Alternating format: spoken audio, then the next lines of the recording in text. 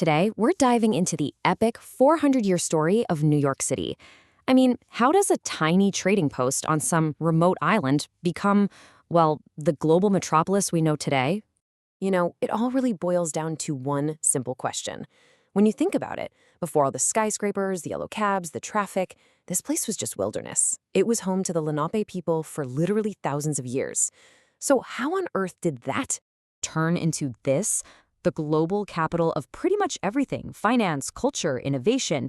It's just a wild story of constant, almost unimaginable change. And just to put that into perspective for you, we're talking about 8.3 million people, all packed into just 5 boroughs. I mean, there's really no other city like it on the entire planet. All right, so let's hit rewind and go way, way back to the very beginning.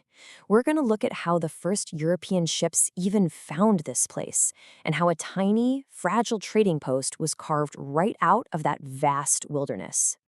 Okay, so the first European contact, it was pretty brief. You had Giovanni da Verrazzano just sailing by in 1524, but then, almost 100 years later, Henry Hudson shows up and claims the land for the Dutch. And that claim? It led to action fast. The Dutch West India Company set up Fort Amsterdam in 1625, and just a year after that, they made a purchase that has become, well, legendary. And yeah, here it is, that famous deal. The Dutch bought the island from a local Lenape group for goods worth about 60 guilders. In today's money, that's roughly $1,000. But here's the thing. It's a deal that's kind of soaked in misunderstanding, right? Because the whole European idea of permanently owning land was just a totally foreign concept to the Lenape people. But Dutch rule, it wasn't meant to last. The rivalry between England and the Netherlands was really heating up. And in 1664, the English just sailed a fleet right into the harbor. They took control without even firing a shot. And just like that, the city was renamed New York in honor of the king's brother, the Duke of York. And believe it or not, that threat from the English is actually how the world's most famous financial street got its name. To protect themselves, the Dutch settlers were, well, pretty nervous, so they built a big defensive wall on the northern edge of their little settlement. And the path that ran right alongside it, yep, that eventually became Wall Street. Okay, let's jump into the next chapter. This is a time of rebellion, of revolution. This is where this little colonial port really starts to forge its identity as a truly American city and a beacon for a brand new nation. Now, as the city started to prosper under English rule, we have to talk about a really dark side of its economy. It's crucial to understand this. By the 1740s, slavery was deeply, deeply embedded in the city.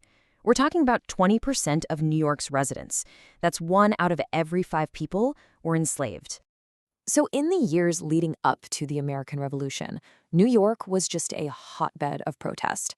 It's where the Stamp Act Congress met to push back against British taxes, and it was home to radical groups like the Sons of Liberty. Now, even though it was occupied by the British for most of the war, it later got chosen as the first capital of the United States.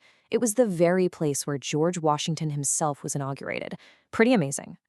Then came the 19th century, and with it, an absolutely unprecedented population boom. The Erie Canal opened up, basically making New York the gateway to America, and just waves and waves of immigrants started pouring in. Get this, in just 50 years, the population exploded from 60,000 people to over 500,000. Just wow. But look, this kind of rapid growth, it was chaotic. And often, it was pretty brutal. You had immigrant neighborhoods just packed into these unsanitary tenements, which led to horrible cholera outbreaks. Gangs like the notorious Dead Rabbits basically ruled the streets. And all the tension over the Civil War draft, it exploded into one of the most violent riots in all of American history back in 1863. Out of all that chaos, though, something new began to emerge. A bolder, more ambitious city started to take shape. This next era, this is when New York built the icons, the stuff that would define its skyline and its image for the entire world. And this just perfectly captures the sheer ambition of the time. Think about it. In less than 50 years, the city connects boroughs with the Brooklyn Bridge, welcomes the entire world with the Statue of Liberty, moves millions of people underground with the first subway line, and then scrapes the sky with the Empire State Building. What a time to be alive. And all that confidence just roared right into the 1920s. This was the era of Prohibition, and New York basically became the capital of illegal fun. It's estimated there were anywhere from 30,000 to 100,000 illegal speakeasies and jazz clubs all over the city. But then, the party came to a crashing halt. The Wall Street crash of 1929 plunged the city and the country into the Great Depression. And the contrast, it couldn't be more stark. You have thousands of unemployed New Yorkers building these shanty towns, they called them Hoovervilles, right in the middle of Central Park. World War II turned out to be another massive turning point. The huge industrial effort for the war really lifted the city out of the Depression, and it totally set the stage for New York's brand new role on the world stage. So here's the really crucial part.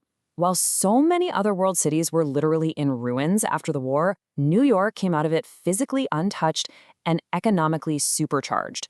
All its factories had mobilized for the war, and this totally unique position allowed it to become the home of the new United Nations, to sort of inherit Paris's role as the center of the art world, and to become a true rival to London as the world's financial capital.